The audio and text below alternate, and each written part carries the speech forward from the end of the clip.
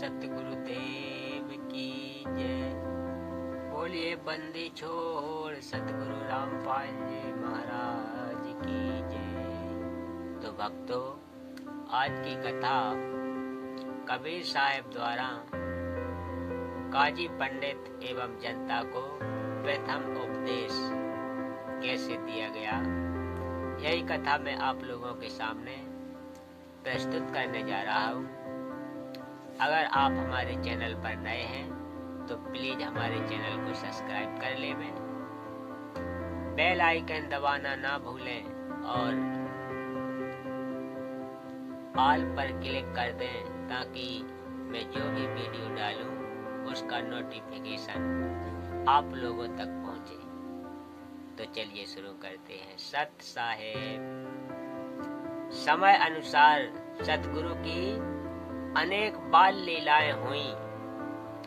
11 वर्ष की अवस्था में सतगुरु कबीर साहब ने काजी पंडित और जनता को सत्य धर्म का उपदेश देना प्रारंभ किया।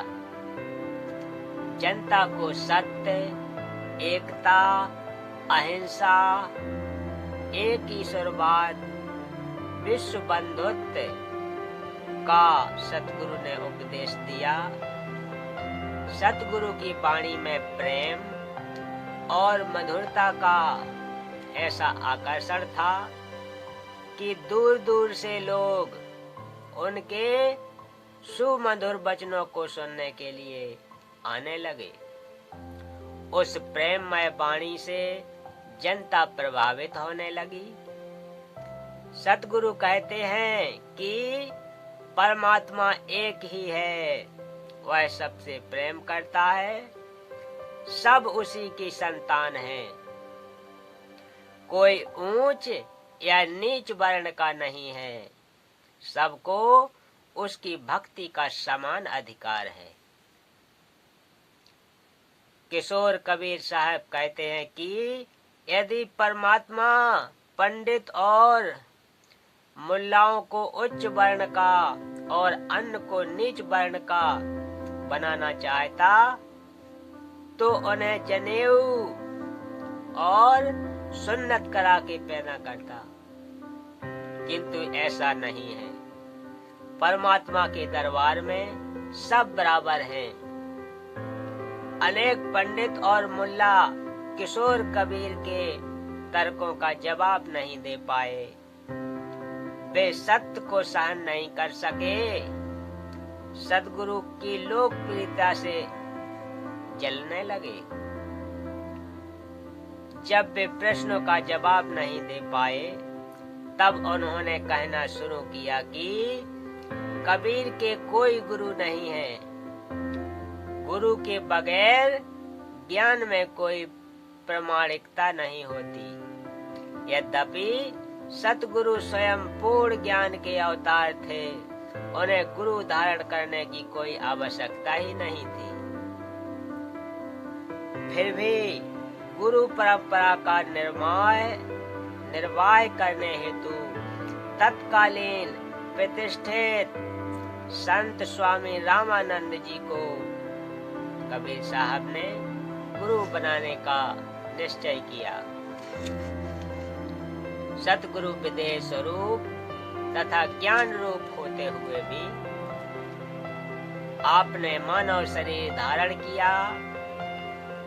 गुरु परंपरा को आदर देने के लिए कबीर साहब ने स्वामी रामानंद जी को गुरु बनाने का निश्चय किया।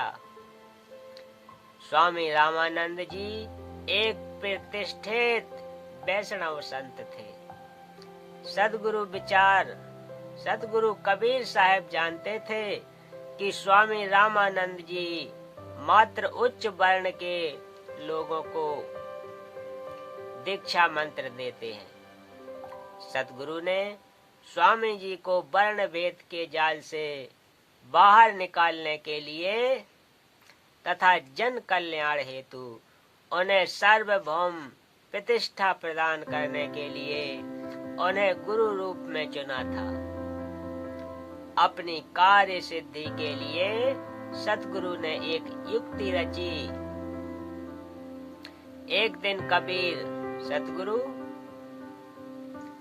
गंगा जी के पंचगंगा घाट नामक स्थान पर घाट की सीढ़ियों पर जाकर बाल स्वरूप धारण कर लेट गए।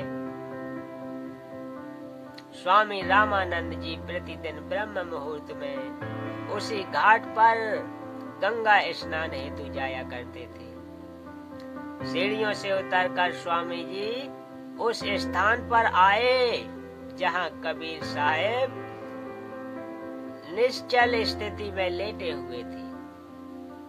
अंधेरे के कारण स्वामी जी कबीर साहेब को देख नहीं सके। बालक यहाँ सोया हुआ है। उन्होंने बाल स्वरूप कबीर को उठा लिया और सिर पर हाथ रखकर कहने लगे,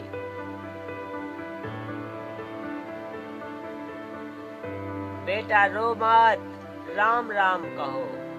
उस समय झुके हुए होने के कारण स्वामी जी के गले से तुलसी माला कबीर साहब के गले में जा गिरी। इस तरह सतगुरु कबीर साहब स्वामी रामानंद जी के शिष्य बने। बोलिए सतगुरुदेव की जय। तो भक्तों, आज की कथा का समापन यही होता है।